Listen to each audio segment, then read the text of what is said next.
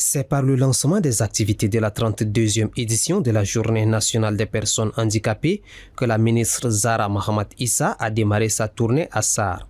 Devant autorités administratives, forces vives et bénéficiaires venus de plusieurs provinces, la ministre a réaffirmé l'engagement du gouvernement pour un État plus inclusif et solidaire. Sur place, 240 kits ont été distribués avec un mot d'ordre clair, transparence et équité. À chaque étape de sa tournée, l'assistance humanitaire s'est accompagnée d'initiatives structurantes.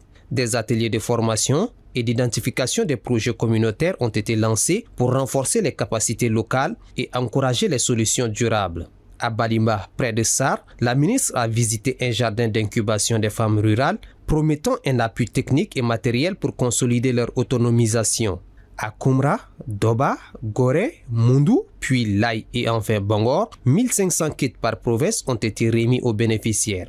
À chaque fois, la ministre a personnellement visité les magasins de stockage pour s'assurer de la disponibilité des kits et donner des instructions strictes pour une gestion transparente. Une autre étape déterminante de sa tournée a été son passage à Amboko, un site qui accueille depuis des décennies des milliers de réfugiés centrafricains.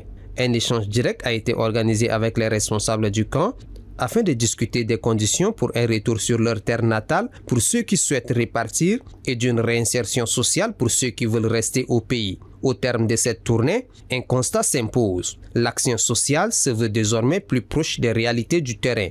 Distribution des vivres, inclusion des personnes handicapées, autonomisation des femmes rurales et renforcement des capacités locales. La mission de Zahra Mahammat Issa au sud du pays a été celle d'une solidarité en action portée par la volonté d'inscrire l'aide d'urgence dans une dynamique de développement durable.